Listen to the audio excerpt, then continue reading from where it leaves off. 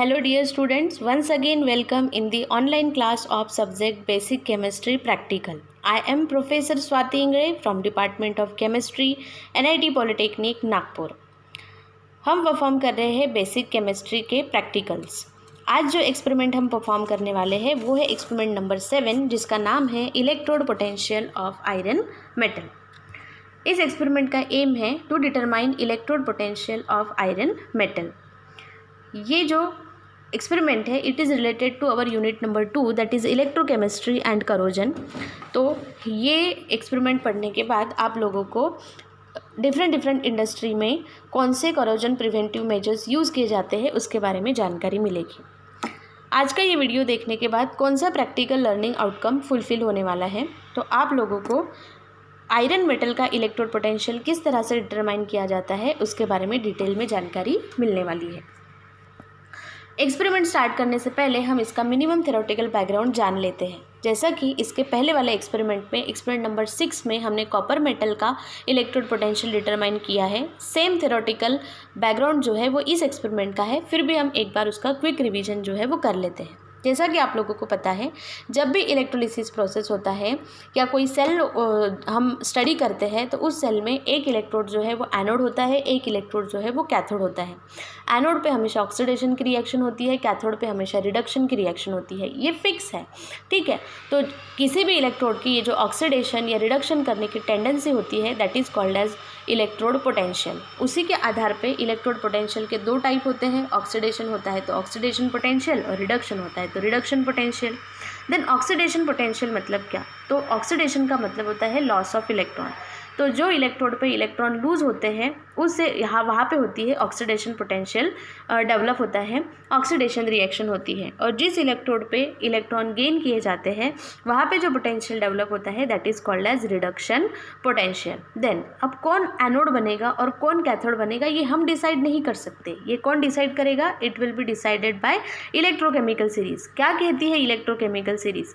कि electrochemical series में जिस कटायन का पोजिशन ऊपर रहेगा वो हमेशा एनोड बनेगा और उसके ऊपर हमेशा ऑक्सीडेशन का रिएक्शन होगा, और जो कटायन की पोजीशन इलेक्ट्रोकेमिकल सीरीज़ में नीचे होगी वो हमेशा कैथोड बनेगा, वहाँ पे रिडक्शन होगा और उसका हमेशा प्रोटेक्शन हो जाएगा।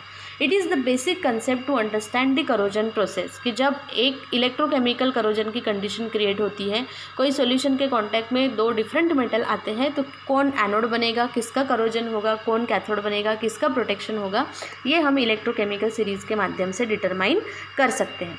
देन ये एक्सपेरिमेंट समझने के लिए भी हम एक गैल्वेनिक सेल जो है वो सेटअप करने वाले हैं।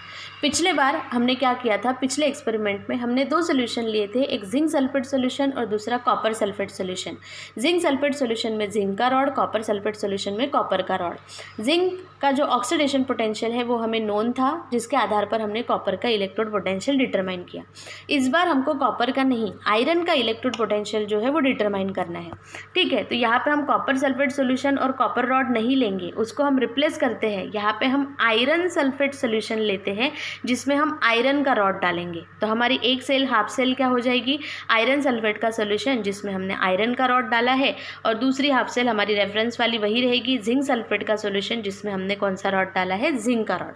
अब यहाँ पे दो मेटल है, एक मेटल है जिंक और एक मेटल है आयरन। तो ज़रा हम इलेक्ट्रोकेमिकल सीरीज़ में देख लेते हैं कि आयरन और जिंक की पोजिशन कैसे है। तो जब हम इलेक्ट्रोकेमिकल सीरीज़ में देखते हैं तो ये हमें जिंक मिल गया जिसकी पोजीशन ऊपर है, और ये हमें आयरन मिल गया, Fe मतलब आयरन, जिसकी पोजीशन नीचे है। तो ये तय हो गया कि जिंक जो है वो एनोड बनेगा, उसके ऊपर ऑक्सीडेशन होगा, और आयरन जो है वो कैथोड बनेगा, उसके ऊपर जो है वो रिडक्शन होगा। अब ये वोल्टमीटर जो रीडिंग हमको बताएगा वो रीडिंग सिर्फ ये जिंक वाली सेल का नहीं रहेगा या फिर ये आयरन वाली सेल का नहीं रहेगा, वो रीडिंग इस पूरे सेल का रहेगा जिसे कहा जाता है ई सेल। तो अब हमको ई सेल पता है और हमको जिंक का जो कुछ भी ऑक्सीडेशन पोटेंशियल है उसकी वैल्यू क्या रहेगी? गिवन। तो हम किसका इलेक्ट्रोड पोटेंशियल निकाल सकते हैं? आयरन का इलेक्ट्रोड पोटेंशियल हम निकाल सकते हैं, क्योंकि हमारे पास फॉर्मूला है E cell is equal to E oxidation plus E reduction. तो ई सेल मतलब जो ऑब्जर्वेशन हमको मिलने वाला है, ई ऑफ जिंक जो है वो वैल्यू गिवन रहेगी, और ई ऑफ Fe जो है वो हम फार्मूला में वैल्यू पुट करके क्या कर सकते हैं? निकाल सकते हैं। ई ऑफ जिंक ऑक्सीडेशन पोटेंशियल की वैल्यू एट 30 डिग्री सेंटीग्रेड ये फिक्स होती है, इट इज़ 0.0 0.76 वोल्ट, और ई सेल जो है जब हम ये एक्सपेरिमेंट परफॉर्म करेंगे तब हमको इसका ऑब्जर्वेशन मिलने वाला है। तो इसका डेमोन्स्ट्रेशन हम देखते हैं, एपरेटस का इंट्रोडक्शन देखते हैं और ये एक्सपेरिमेंट भी हम आसानी से परफॉर्म कर पाएंगे। हाँ, तो डियर स्टूडेंट्स, अभी इसके पहले हमने जो एक्सपेरिमेंट परफॉर्म किया है उसमें हमने इलेक्ट्रोड पोटेंशियल डिटरमाइन किया है कॉपर मेटल का। ठीक है, ये बिल्कुल वैसा ही एक्सपेरिमेंट है, लेकिन इस एक्सपेरिमेंट में हमें इलेक्ट्रोड पोटेंशियल डिटरमाइन करना है आयरन मेटल का।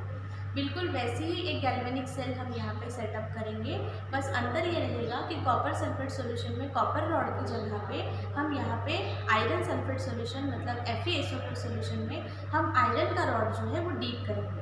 तो ये एक्सपेरिमेंट का डेमोन्स्ट्रेशन देखने से पहले हम समझते हैं कि इस एक्सपेरिमेंट में हमें कौन से एपरेटस और कौन से सॉल्यूशंस यूज़ करने हैं। तो यहाँ पे फिर से हमारे पास 2 बीकर रहेंगे, ठीक है, और 2 बीकर में हमारे पास ये सॉल्यूशन मोर और लेस एक समान लग रहे हैं, लेकिन ये एक समान सॉल्यूशन नहीं है। ये जो कुछ भी है ये हमारे पास है आयरन सल्फेट सॉल्यूशन मतलब FeSO4 सॉल्यूशन, और ये जो सॉल्यूशन हमारे पास है ये सॉल्यूशन जो है ये जिंक सल्फेट सॉल्यूशन है। तो एक रहेगा जिंक सल्फेट सॉल्यूशन और एक रहेगा आयरन सल्फेट सॉल्यूशन। उसके बाद ये जो कुछ भी जिंक सल्फेट सॉल्यूशन है उसमें हमें कौन सा रॉड डीप करना है, जिंक का रॉड डीप करना है, क्योंकि इसके पहले भी हमने पढ़ा है कि वो सॉल्यूशन में जो मेटल के आयन होते हैं उसी मेटल का रॉड उसमें जो है वो डीप होना चाहिए। तो जिंक सल्फेट सॉल्यूशन में हम कौन सा रॉड डीप करेंगे, जिंक का रॉड डीप करेंगे, और ये जो कुछ भी आयरन का सल्फेट का सॉल्यूशन है इसमें हमें कौन सा रॉड डीप करना है, आयरन का रॉड। लेकिन जब भी हमारे पास आयरन का रॉड अभी अवेलेबल नहीं है, जो था वो जंग चढ़ गया है, खराब हो गया है, उसको हम हमारे एक्सपेरिमेंट के लिए यूज़ नहीं कर सकते हैं, लेकिन हमारे पास एक आयरन का क्या है, नेल प्रेजेंट है। ये आप देख सकते हैं, ये आयरन का एक कील है, ठीक है। तो आयरन का कील है वो रॉड फॉर्म में रहे या प्लेट फॉर्म में रहे या कील फॉर्म में रहे वो तो अपना काम कर ही सकता है ना। तो यहाँ पे हम आयरन की प्लेट ना यूज़ करते हुए हम यहाँ पे आयरन का क्या यूज़ करने वाले हैं, नेल यूज़ करने वाले हैं, ठीक है। अब हमको इन दोनों को क्या करना है, कंपेयर करना है। इलेक्ट्रोकेमिकल सीरीज में एक जिंक है और एक आयरन है, तो कौन एनोड बनेगा और कौन कैथोड बनेगा ये तो हम डिसाइड नहीं कर सकते।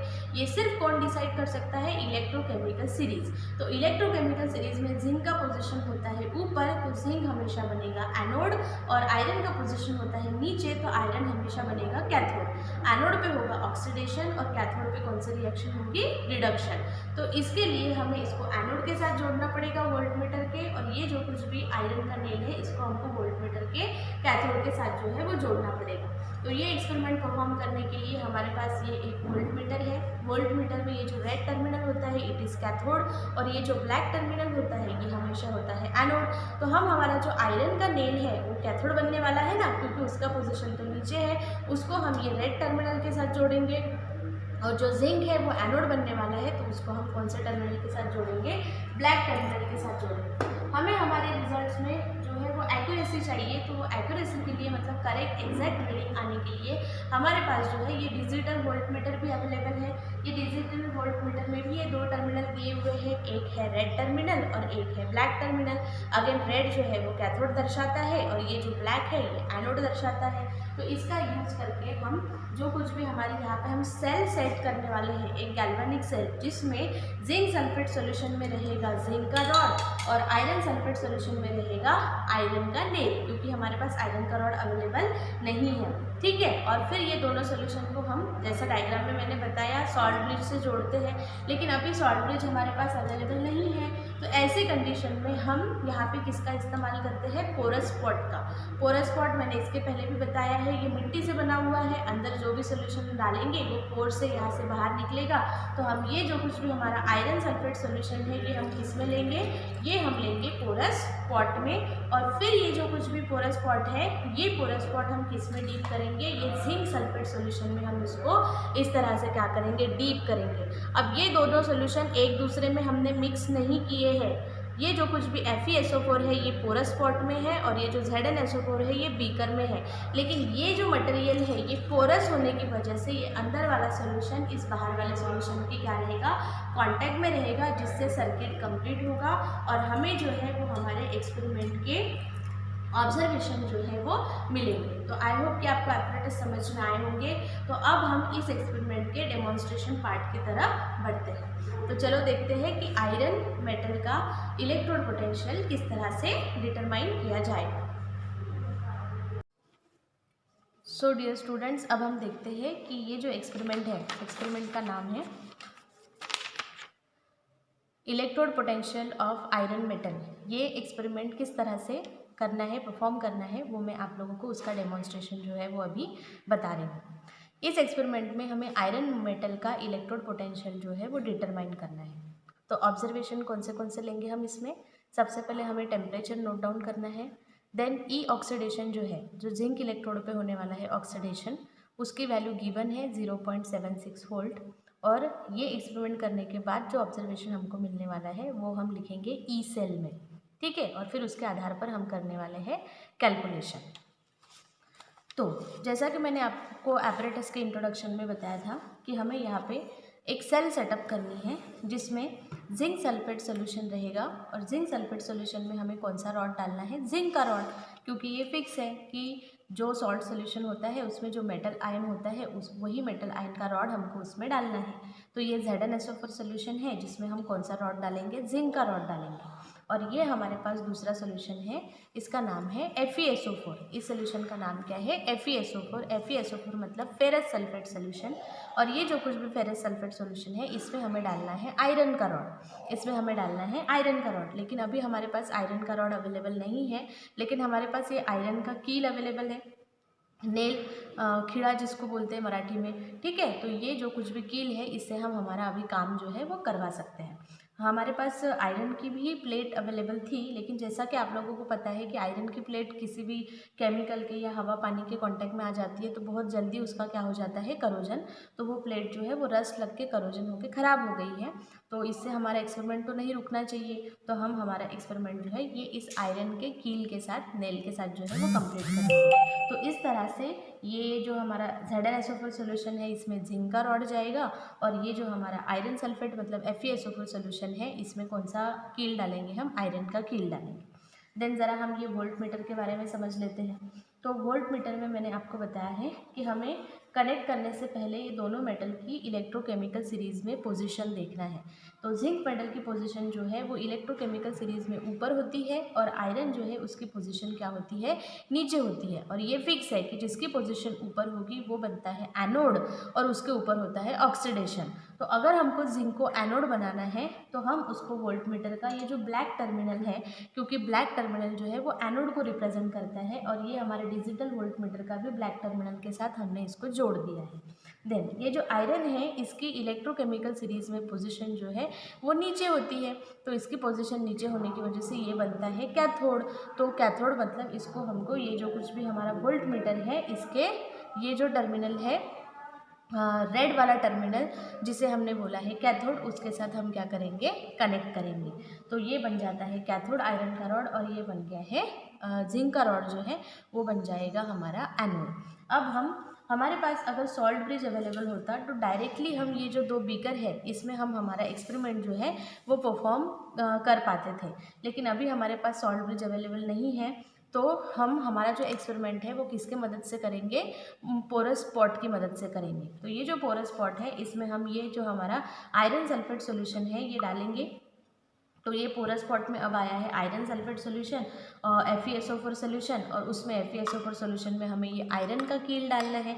तो इसमें हमने ये आयरन का नेल डाल दिया। और ये जो हमारा ZnSO4 सोल्यूशन है इसमें हम ये जिंक का प्लेट डाल देंगे। अभी भी सर्किट कंप्लीट नहीं हुआ है, जब तक ये दो सोल्यूशन एक दूसरे के कांटेक्ट में नहीं आएंगे सर्किट जो है वो कंप्लीट नहीं होगा। तो उसके लिए हमें क्या करना पड़ेगा? ये जो पोरस पॉट है ये पोरस पॉट हमें इस बीकर में इस तरह से जिंक सल्फेट वाले सोल्यूशन में हमें डीप करके रखना पड़ेगा। अब इसमें जो पोर्स है वो पोर्स की वजह से इनडायरेक्टली इसके अंदर का FeSO4 सोल्यूशन ये बाहर वाले ZnSO4 सोल्यूशन के साथ जो है वो कांटेक्ट में आ जाएगा। और अब हम बोलेंगे कि हमारी सेल जो है वो रेडी हो गई है।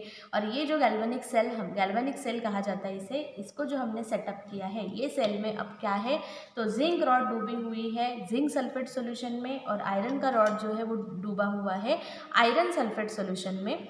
ठीक है। और इसको हमने जोड़ा है वोल्ट मीटर के साथ। तो जैसे कि आप यहाँ पे वोल्ट मीटर पर देख पाएंगे, यहाँ पे कुछ तो भी रीडिंग जो कुछ भी है वो चेंज हो रहे हैं। तो हमें एक थोड़ा सा स्टेबल टाइप का रीडिंग जो है वो लेना है। तो स्टेबल रीडिंग जब तक आता है तब तक हम आज का टेम्परेचर मतलब पहला ऑब्जर्वेशन जो है वो नोट डाउन कर लेते हैं। तो टेम्परेचर नोट करने के लिए हमारे पास ये जो है ये थर्मामीटर अवेलेबल है। तो ये थर्मामीटर में ये मर्क्यूरी जो है वो ऊपर नीचे चढ़ती है डिपेंडिंग अपॉन द टेम्परेचर, और उससे हम टेम्परेचर जो है वो मेजर करते हैं। तो अभी तो ये कैमरा में आपको इसकी मर्क्यूरी विजिबल नहीं होगी, तो ये रीडिंग मैं ही ले लेती हूँ।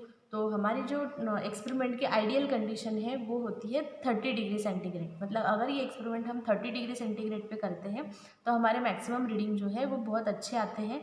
तो बाय डिफ़ॉल्ट हमारी आज का जो टेम्परेचर है हमारी लेबॉर्ट्री में वो भी 30 डिग्री सेंटीग्रेड ही है। मतलब हमारा जो एक्सपेरिमेंट का जो रीडिंग है वो एकदम सही आने वाला है, जिसकी वजह से हमारा कैलकुलेशन भी सही होगा। तो अब हम यहाँ पे लिख लेते हैं हमारा जो पहला ऑब्जर्वेशन है। आप देख सकते हैं ऑब्जर्वेशन में पहला ऑब्जर्वेशन हमें टेम्परेचर लिखना है। तो टेम्परेचर जो कुछ भी आज का है वो है 30 डिग्री सेल्सियस। तो आप देखेंगे कि टेम्परेचर हमने लिख दिया है 30 डिग्री सेंटीग्रेड। देन दूसरा ऑब्जर्वेशन क्या है, तो दूसरे ऑब्जर्वेशन में आपको ई ऑक्सीडेशन की वैल्यू जो है वो लिखना है। ई ऑक्सीडेशन की वैल्यू लिखना है। तो ये वैल्यू जो है ऑक्सीडेशन एनोड कौन बनने वाला है, जिंक। तो जिंक की ई ऑक्सीडेशन की वैल्यू गिवन है, वो दी हुई है 0.76 वोल्ट। इसके पहले वाले एक्सपेरिमेंट में भी ये वैल्यू जो थी वो गिवन थी। और ई सेल कहाँ से मिलेगा, तो जब हमारा ये जो वोल्ट मीटर है ये हमें स्टेबल रीडिंग बताएगा तो वो हो जाएगा हमारा ई सेल। तो अभी हमारा ये जो वोल्ट मीटर है ये हमको मोर और लेस स्टेबल रीडिंग बता रहा है। हमें ये रीडिंग बता रहा है 0.070। तो मैं यहाँ पे लिख देती हूँ ई सेल की वैल्यू हमारी आई है 0.070 वोल्ट। तो इस तरह से हमारे ऑब्जर्वेशन जो है वो कंप्लीट हो गए हैं। ई सेल की वैल्यू आई है 0.070। अब फॉर्मूला में बस वैल्यू पुट करना है और हमें आंसर निकालना है। अब हमको ई सेल भी पता है, ये ई सेल का ऑब्जर्वेशन हमको मिला है। ई ऑक्सीडेशन की वैल्यू जो है वो गिवन है, ई ऑक्सीडेशन की वैल्यू जो है वो गिवन है। तो हम आसानी से फॉर्मूला में 3 टर्म है तो 3 में से कोई 2 टर्म अगर हमको पता रहती है तो तीसरी टर्म आसानी से कैलकुलेट कर सकते हैं। तो अब हम यहाँ पे वैल्यू पुट करते हैं फॉर्मूला में। तो ई सेल की वैल्यू आ गई है हमारी 0.070, और उसके बाद ये जो कुछ भी ई ऑक्सीडेशन ऑफ जिंक है ये गिवन है, इट इज़ 0.76। और हमें कैलकुलेट करना है ई रिडक्शन। ई रिडक्शन कौन से मेटल का है, ये Fe मेटल का। तो हमारा इक्वेशन कुछ इस तरह से जो है वो हमें दिखेगा 0.070 equal to 0.76 plus E of Fe।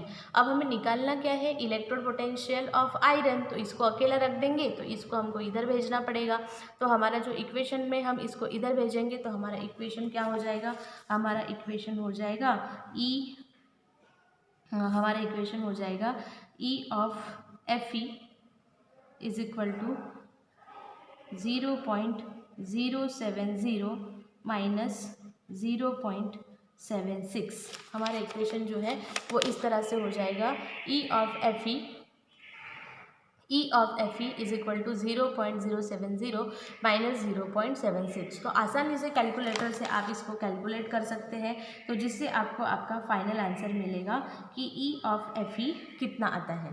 ठीक है, तो आप लोग कैलकुलेटर की मदद से भी कैलकुलेट कर सकते हैं। तो ई ऑफ Fe की वैल्यू क्या आएगी वो हम देखते हैं।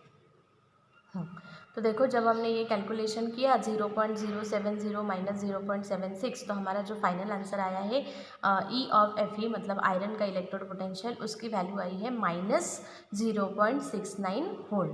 तो आंसर माइनस में आ गया, इसलिए घबरा नहीं जाना है। ठीक है, आयरन जो कुछ भी है उसका रिडक्शन पोटेंशियल माइनस में ही होता है, और अगर हमारा इसका आंसर माइनस में आया है मतलब हमारा आंसर बिल्कुल सही आया है। ठीक है, तो इस तरह से हमने सबसे पहले ऑब्जर्वेशन लिए, ऑब्जर्वेशन के माध्यम से फिर हमने वो ऑब्जर्वेशन को कैलकुलेशन में पुट किया, और कैलकुलेशन में पुट करने के बाद हमें हमारा क्या मिल गया है, आयरन का इलेक्ट्रोड पोटेंशियल। मतलब हमने हमारा एम जो है एक्सपेरिमेंट का to determine the electrode potential of iron metal वो हमारा कंप्लीट हो गया है। अब इसका रिजल्ट, इंटरप्रिटेशन और कंक्लूजन किस तरह से लिखना है वो मैं आप लोगों को बताती हूँ। तो ध्यान से समझेंगे और उस तरह से फिर एक्सपेरिमेंट लिख के आप लोगों को एक्सपेरिमेंट को सबमिट करना है। सो डियर स्टूडेंट्स, हमने अब ये समझ लिया है कि आयरन का इलेक्ट्रोड पोटेंशियल का डिटरमाइन करने का प्रोसीजर क्या है, और हमने उसका ऑब्जर्वेशन भी ले लिया, कैलकुलेशन भी कर लिए। अब हमें ये समझना है कि इसका रिजल्ट, इंटरप्रिटेशन और कंक्लूजन किस तरह से लिखेंगे। तो सबसे पहले आता है रिजल्ट। तो रिजल्ट में हमें 2 स्टेटमेंट लिखने हैं। एक जो हमारा मेन डिटरमाइन करना था हमको आयरन का इलेक्ट्रोड पोटेंशियल, तो आयरन के ऊपर रिडक्शन हुआ है, तो reduction electrode potential of iron, और हमारे कैलकुलेशन में जो वैल्यू आई है वो कौन सी है, -0.69 वोल्ट।